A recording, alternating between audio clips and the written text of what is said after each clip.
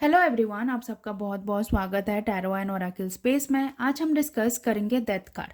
सबसे पहले देखिए, इसका जो एलिमेंट है ये वाटर एलिमेंट है। इसका ज़ोडिएक साइन स्कॉर्पियो है। यस नो के रीडिंग में ये नो का कार्ड है। ओके, अब देखो यहाँ जो नंबर 13 है, देखो 13 नंबर को ना अच्छा नहीं माना जाता है। क्यों नहीं माना जाता है? कहीं ना कहीं ये एक इविल नंबर है, नेगेटिव नंबर है, जो हमारे लाइफ में स्ट्रगल को रिप्रेजेंट करता है। ठीक है, बहुत से जगह पे देखना 13 नंबर नहीं रहेगा, 13 नंबर का फ्लोर नहीं रहता है, या 13 नंबर का मतलब रूम नंबर नहीं होता है। ठीक है, अब देखो ये जो 13 को देखो 1+3, अब दोनों को मिलाएंगे जो 4 होगा, ये 4 रिप्रेजेंट करता है। देखो, अगर हम सही हैं, ऑनेस्ट हैं, ठीक है, अपने साथ भी ऑनेस्ट हैं, लोगों के साथ भी ऑनेस्ट हैं, किसी के साथ हमने बुरा नहीं किया है, अगर हम डिटरमाइन होकर पेशेंट होकर काम करेंगे ना, तो हमारा हर काम बनेगा। भले ही स्टार्टिंग में हमें प्रॉब्लम होगा, ठीक है, ऐसा लगेगा कि हम ये काम नहीं कर पाएंगे या फिर ये चीज़ हमारे लिए बिल्कुल भी सही नहीं है, बहुत सारा प्रॉब्लम आएगा। लेकिन जैसे जैसे हम आगे बढ़ेंगे ना, वैसे ही हमारा सारा प्रॉब्लम हटते हटते जाएगा, क्योंकि 1+3 क्या बनता है? 4 बनता है, और 4 हमारे लाइफ में स्टेबिलिटी लाता है।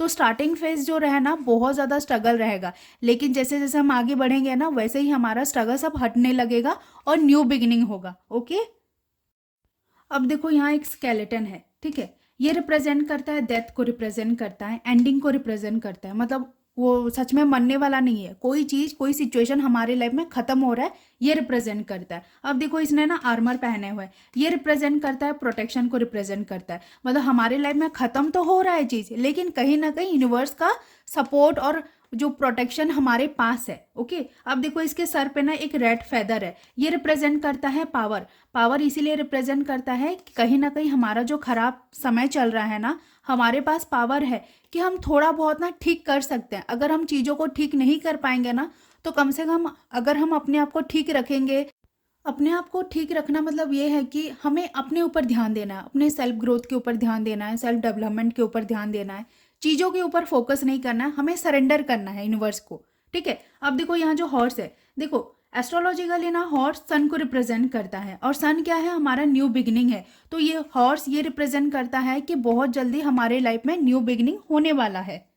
अब देखो ये जो हॉर्स है, ये व्हाइट कलर का है, ये रिप्रेजेंट करता है प्योरिटी को, रिप्रेजेंट करता है। अब देखो ये स्केलेटन है ना, एक फ्लैग पकड़ा है, ये रिप्रेजेंट करता है अनाउंसमेंट को, मतलब कहीं ना कहीं हमारे लाइफ में बहुत बड़ा चेंजेस आने वाला है। तो सबसे पहले ये हमें अनाउंस कर दे रहे हैं कि हाँ, आपके लाइफ में बहुत बड़ा चेंजेस आने वाला है, रेडी हो जाओ। ठीक है, अब देखो ये जो फ्लैग है ब्लैक कलर, ये रिप्रेजेंट करता है एंडिंग, रोना धोना, मतलब ग्रीफ को रिप्रेजेंट करता है, सौरों को रिप्रेजेंट करता है। अब देखो ये जो फ्लैग के ऊपर ना एक रोज बने हैं, ये रिप्रेजेंट करता है न्यू बिगिनिंग को, रिप्रेजेंट करता है। अब देखो पीछे देखो, सन उग रहा है ना, ये न्यू बिगिनिंग को रिप्रेजेंट करता है। अब देखो पीछे देखो, पानी है ना, ये पानी हमारा इंट्यूशन, हमारे इमोशन को रिप्रेजेंट करता है। साथ ही साथ देखना पीछे देखो कितना उबड़ खाबड़ रास्ता है ना, ये रिप्रेजेंट करता है हमारे ऑब्स्टेकल्स को, प्रॉब्लम्स को रिप्रेजेंट करता है। अब देखो यहाँ ना 4 एज ग्रुप के इंसान हैं, एक प्रीस्ट है, एक लड़की है, मतलब एक औरत है, एक बच्ची है, और एक किंग है। मतलब यहाँ देखो सब कोई अलग अलग एज ग्रुप के हैं, और अलग अलग अपना अपना काम कर रहे हैं, और अलग अलग एनर्जी के हैं। मतलब इसका ये मतलब बनता है कि ये एक साइकिल है हमारे लाइफ का, मतलब कोई भी साइकिल को हम कंट्रोल नहीं कर सकते। कभी हम सोचेंगे, अगर हम लोग अभी 10 साल के बच्ची हैं, तो कभी हम चाहेंगे कि तुरंत हम लोग 20 साल की लड़की हो जाए, नहीं हो पाएंगे ना।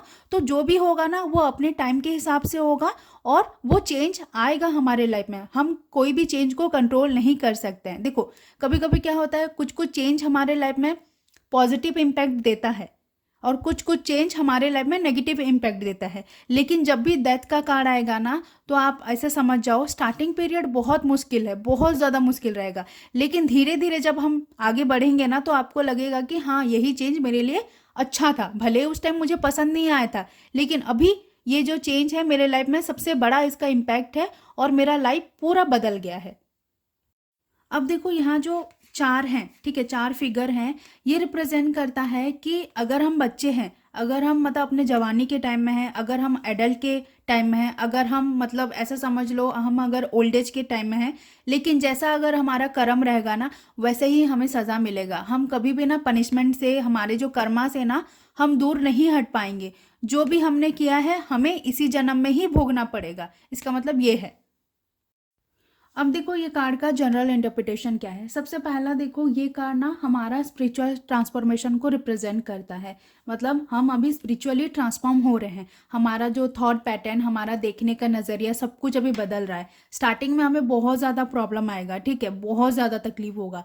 लेकिन जैसे जैसे हम आगे बढ़ेंगे ना, तो हमें ऐसा लगेगा कि हाँ, ये जो चेंज आया ना हमारे लाइफ में, सबसे अच्छा चेंज आया है। भले ही स्टार्टिंग में हमें पसंद नहीं आएगा, लेकिन जैसे जैसे हम आगे बढ़ेंगे ना, तो बहुत कुछ हमारे अंदर जो चेंजेस आया होगा ना, वो हमें लॉन्ग टर्म में फ़ायदा देगा।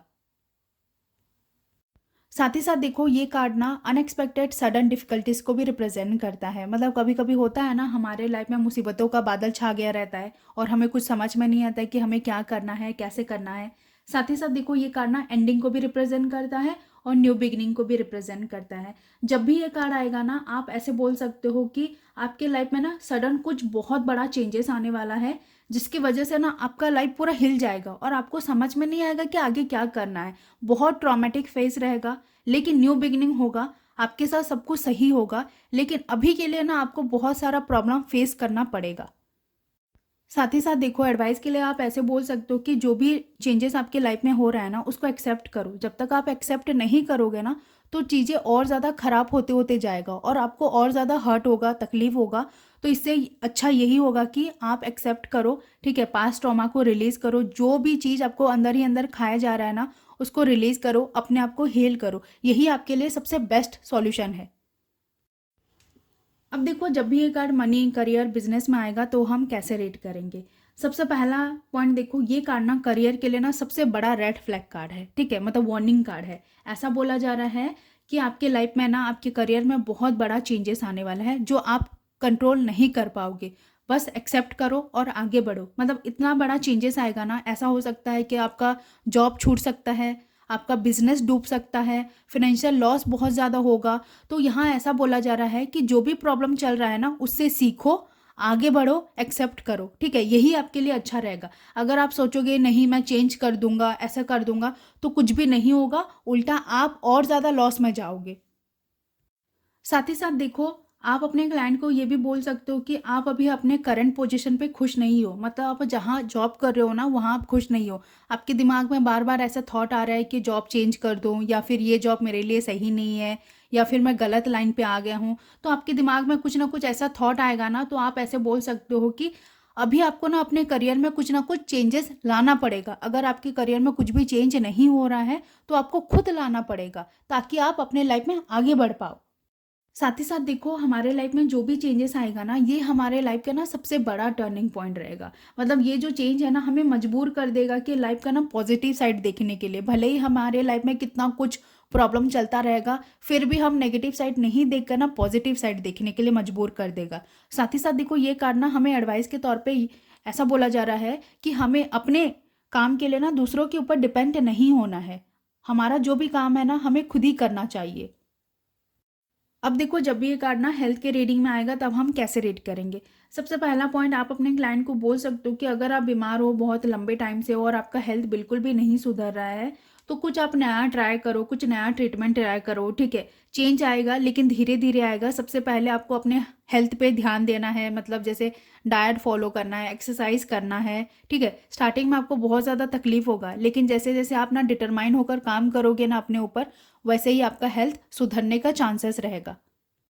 अब देखो, जब भी ये कार्ड स्पिरिचुअलिटी में आएगा, तो हम कैसे रीड करेंगे। सबसे पहला पॉइंट, आप अपने क्लाइंट को बोल सकते हो कि अभी आपका स्पिरिचुअल ट्रांसफॉर्मेशन पीरियड चल रहा है। अभी आप अपने हायर सेल्फ से, मतलब भगवान से, ईश्वर से कनेक्ट हो रहे हो। अभी आप एक्चुअल में समझ रहे हो कि आप हो कौन, क्या करने आए हो, आपका क्या रोल है। तो कहीं ना कहीं अभी आपका लाइफ में ना न्यू बिगनिंग होने वाला है, लेकिन उससे पहले आपकी लाइफ में कुछ ना कुछ बहुत बड़ा प्रॉब्लम आएगा, बहुत बड़ा चेंजेस आएगा, जो आपको फेस करना ही पड़ेगा। अब देखो, जब भी एक लव रिलेशनशिप में आएगा, तब हम कैसे रेट करेंगे। सबसे पहला पॉइंट, यहाँ ऐसा बोला जा रहा है कि दोनों में से कोई एक पर्सन ना रिलेशनशिप में अभी नहीं रहना चाहता है। बहुत ज़्यादा रिलेशनशिप में लड़ाई झगड़ा हो रहा है, जिसकी वजह से सामने वाला पर्सन नहीं रहना चाहता है रिलेशनशिप में। और दूसरा पर्सन अभी रिलेशनशिप से गिव अप नहीं कर रहा है, मतलब उसको रहना है रिलेशनशिप में। तो वो बहुत ज़्यादा ट्राई कर रहे हैं कि हाँ, मैं रिलेशनशिप को बचा लूँ, अपने पार्टनर को बचा लूँ, ठीक है। साथ ही साथ देखो, यहाँ डिवोर्स, ब्रेकअप होने का बहुत ज़्यादा चांसेस है। हम बाकी कार्ड को देखेंगे, अगर बाकी कार्ड पॉजिटिव है तो हम ऐसे बोल सकते हैं कि रिलेशनशिप में शॉर्ट ब्रेक होगा, लॉन्ग ब्रेक नहीं होगा। ठीक है, यहाँ देखो ऐसा बोला जा रहा है कि अगर बाकी कार्ड ना नेगेटिव है तो यहाँ हम ऐसे बोल सकते हैं कि मूव ऑन कर जाओ, क्योंकि ये रिलेशनशिप आपके लिए सही नहीं है। साथ ही साथ देखो, अगर दोनों पार्टनर ना रिलेशनशिप से गिव अप नहीं कर रहे हैं, मतलब एक दूसरे को नहीं छोड़ रहे हैं, लेकिन लड़ाई झगड़ा उन दोनों के बीच में हो रहा है, तो यहाँ हम ऐसे बोल सकते हैं कि जो भी रूट कॉज है ना उसको पकड़ो, बातचीत करो, ठीक है, ऑनेस्ट कॉन्वर्सेशन रखो, तो आप दोनों का ना सब कुछ सुलह हो जाएगा। देखो यहाँ एडवाइस के तौर पे हम ऐसे बोल सकते हैं कि पास्ट मिस्टेक को ना लेट गो करो, जाने दो, एक दूसरे को माफ़ करो। ठीक है, अब देखो जब भी ये कार्ड ना सिंगल्स के रीडिंग में आएगा तो हम ऐसे बोल सकते हैं कि जितना भी आपका पास्ट ट्रॉमा है, जो पास्ट ग्रजेस है ना, उसको रिलीज करो, सामने वाला पर्सन को माफ़ करो, तब जाकर आपको कोई अच्छा पार्टनर मिलेगा। अगर आप पकड़ के रखोगे पास्ट ट्रॉमा को ना, तो आप लाइफ में आगे नहीं बढ़ पाओगे। जो भी चेंज आपके लाइफ में आया है ना उसको एक्सेप्ट करो। अब देखो जब भी ये कार्ड रिवर्स में आएगा तो हम कैसे रेट करेंगे। सबसे पहला पॉइंट, आप अपने क्लाइंट को बोल सकते हो कि आपकी लाइफ में जो भी चेंज आ रहा है ना उसको आप एक्सेप्ट नहीं कर पा रहे हो, चेंज को आप इग्नोर कर दे रहे हो, आपके लाइफ में सेम सेम चीज रिपीट हो रहा है, मतलब सेम सेम पैटर्न आपके लाइफ में हो रहा है। आप लोगों को माफ़ नहीं कर पा रहे हो, मतलब जिन्होंने आपके साथ बहुत बुरा किया है आप उनको माफ़ नहीं कर पा रहे हो, सिचुएशन को एक्सेप्ट नहीं कर पा रहे हो, बहुत ज़्यादा डिपेंड हो जा रहे हो, जिसकी वजह से ना आपके लाइफ में जो भी चेंजेस आ रहा है ना, मतलब वो आपके अच्छे के लिए नहीं आ रहा है, बल्कि आपको और ज़्यादा नुकसान करके आगे जा रहा है।